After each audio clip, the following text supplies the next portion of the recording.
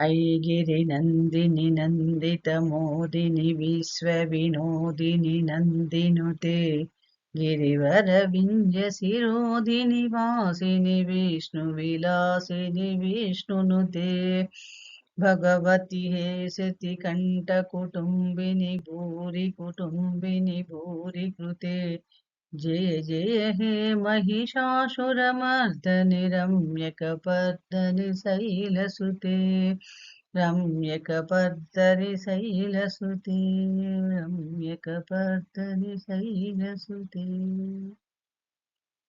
श्रीमात्रे नमः श्री महागणाधिपते नमः श्री गुरुभ्यो नमः welcome back to Mihiravani YouTube channel మీ డాక్టర్ సుందరి ప్రేక్షకులకు నమస్కారం నవరాత్రుల శుభాకాంక్షలు మనం దేవీ నవరాత్రుల్లో చివరి రోజైన 9వ రోజులో చేరుకున్నాం అనగా 11/10/2024 నాడు ఈ 9 రోజు అమ్మవారిని ఏ రూపంలో మనం ఎలా అలంకరించాలి, ఏ రూపంలో ధ్యానించాలి, ఏ శ్లోకంతో అమ్మవారికి నైవేద్యంగా ఎటువంటి పదార్థాలు సమర్పించి ఎటువంటి దానాలు చేసి అమ్మానుగ్రహం తొందరగా పొందగలుగుతాము, ఈ రోజు ఒక విశేషం ఏంటి అనేక విషయాలన్నింటినీ కూడా మనం ఇప్పుడు ఈ వీడియోలో తెలుసుకునే ప్రయత్నం చేద్దాం.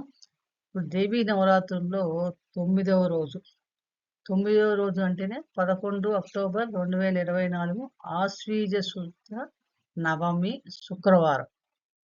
ఈ నవమి శుక్రవారం నాడు అమ్మవారు మనకి ఈ రోజు ఎలా దర్శనమిస్తోంది అని చూసినప్పుడు అమ్మ ముదురమ్మల మూలపుటమ్మ చాలా పెద్దమ్మ సురారులమ్మ కరుపారులమ్మ కనకదుర్గమ్మ మనకి ఈ రోజు ఇంద్రకీలాద్రిపై మహిషాసుర మర్దని రూపంలో చక్కగా దర్శనమిస్తోంది అమ్మవారు.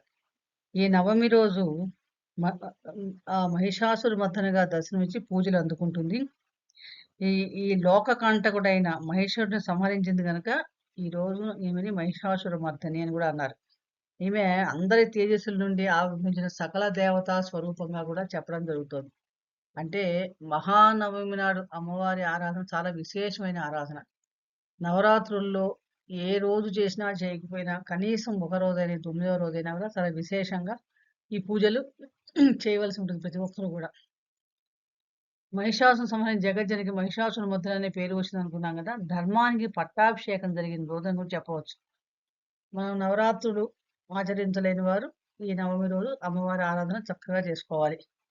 ఈ అమ్మవారి ఆరాధన మనం ఎలాంటి ధ్యాన శ్లోకంతో చేయాలి, ఈ రోజు ఇంద్రకీలాద్రిపై అమ్మవారు అవతరించిన మహిషాసుర మర్దనని చూసినప్పుడు ఈ అలీఢ ప్రౌఢ అంటే అలీఢ పాద అంటే ఒకవైపు వంచిన పాదం పట్ల సింహ వాహనంపై కూర్చుని చేతిలో శూలాన్ని ధరించి మహిషాసురుని సంహరిస్తున్న రూపంలో అష్టభుజ రూపిణిగా ప్రకాశించే మహిషాసుర మర్దన్ని మనం ఈరోజు నమ పుష్కర నేత్రాయే జగద్దాత్రే నమోస్తుతే మహేశ్వర్యై మహాదేవ్యై మహామంగళమూర్తియే యమలోకా భవకార్తే యమపూజ్యై యమాగ్రజ యమ విగ్రహ రూపాచ యజనాయే నమోన్నమః అనే మంత్రం ధ్యానం శ్లోకంతో ధ్యానించి అమ్మవారికి ఆవాహనాది షోడశ ఉపచారాలు చక్కగా సమర్పించి అమ్మవారిని పూజించాలి.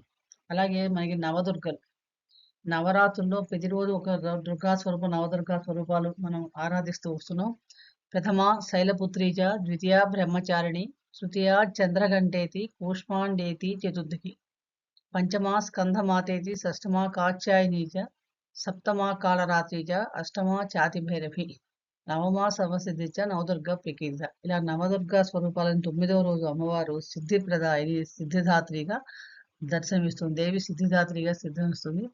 ఈ సిద్ధిదాయిని అంటే అష్టమ సిద్ధులు ప్రసాదించే తల్లిగా ఈమెకి సిద్ధదాత్రి అని పేరు అందుకుంటారు. ఈ పేరు తగ్గట్టే కూడా ఈ అష్టసిద్ధులైన అనిమ, మహినిమ, గరిమ, లఘిమ, ప్రాప్తి, ప్రాకామ్య, ఈశత్వం, వశత్వం ఈ అష్టసిద్ధులను కూడా ప్రసాదిస్తుంది అమ్మవారు.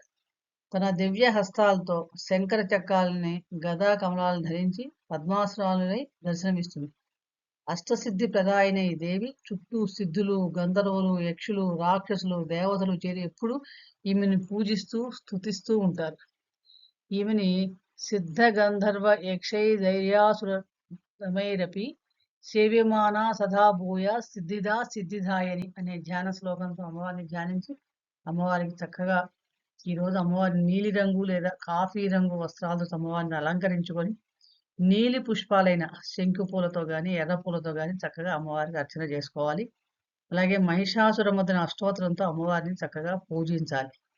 ఈరోజు ఖడ్గమాల స్తోత్ర పారాయణ చేసుకోవటం, లలితా సహస్రనామాలతో కుంకుమార్చన చేసుకోవటం, సప్తశ్లోకి దుర్గా సప్తశ్లోకి స్తోత్ర పారాయణ చేసుకోవడం, దుర్గా సప్తశతి, చండీశతి పారాయణ చేసుకోవడం చాలా విశేషంగా చెప్పబడింది. అలాగే 9 రోజుల్లో కూడా మనం సువాసిని పూజ చేయలేని వారు ఈ రోజు సువాసిని పూజ చేసుకోవటం, అలాగే కన్యకా పూజ, కుమారి పూజ ఈరోజు చేసుకోవటం, దంపతుల పూజ చేసుకోవడం చాలా విశేషంగా కూడా ఈరోజు చెప్పబడ్డాయి. అమ్మవారికి ఈరోజు చింతపండు పులిహార, పూర్ణ బూరెలు, గుడాన్నం, మధుర ఫలాలైన దానిమ్మ, బత్తాయి, నారింజ, నారికేళాలు నైవేద్యంగా సమర్పించాలి. అంటే చాలా విశేషమైన పట్టున్న రోజు అమ్మవారు. ఈరోజు చాలా శ్రద్ధా భక్తులతో చక్కగా చేయాలి. అలాగే ఈరోజు మనం జపించవలసిన మంత్రం అమ్మవారి అనుగ్రహం శీఘ్రంగా కలగాలంటే మంత్రం ఫలం చాలా ఎక్కువగా ఉంటుంది. మహాదేవ్యేశ విద్మహే భగళాముఖి ధీమహి తన్నో అస్త ప్రచోదయాత్ మరియు ఓం శ్రీ మహిషాసురమర్దని దేవతాయే నమః అనే నామాన్ని చక్కగా నిరంతరం జపిస్తూ అమ్మవారి అనుగ్రహానికి పాత్రలు అవ్వాలి. అలాగే నవరాత్రి నియమాలను పాటిస్తూ భక్తి శ్రద్ధలతో ఈరోజు ఎవరైతే అమ్మవారి ఆరాధన చక్కగా చేసుకుంటారో వారికి జాతకంలో కేతు గ్రహం అనుకూలమైన ఫలితాలు ఇస్తుంది. అంటే కేతు గ్రహం సరిగ్గా స్థానాల్లో లేకపోయినా, దుస్థానాల్లో ఉన్నా, లేకపోతే ఉండవలసిన ప్లేసులు లేకపోయినా కూడా చాలా మటుకు ఏంటంటే వైవాహిక సౌఖ్యాన్ని దూరం చేస్తుంది.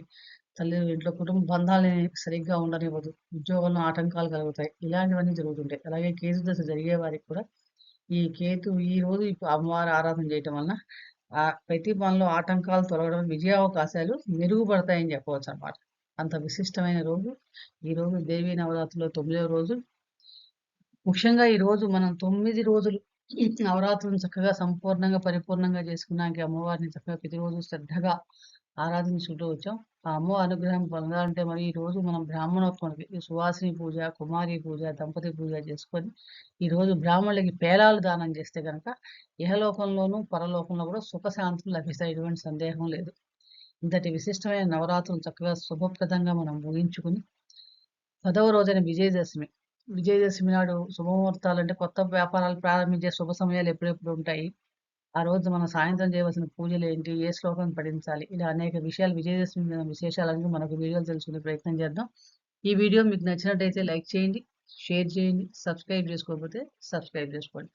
ఈ దేవీ నవరాత్రులు ఈ సంవత్సరంలో అమ్మవారి దయ వలన మనందరి మీద వర్షించాలి, అనుకూలమైన పవనాలను వర్షించి మనందరికీ శక్తి సామర్థ్యాలను, సకల సంపదలు, ఐశ్వర్యాలు ప్రసాదించాలని ప్రార్థిస్తూ మరొక ఆసక్తికరమైన విషయం గురించి మరొక వీడియో తెలుసుకునే ప్రయత్నం చేద్దాం. సర్వే జనా సుఖినో భవంతు. శుభం భూయాత్. శ్రీమాత్రే నమః.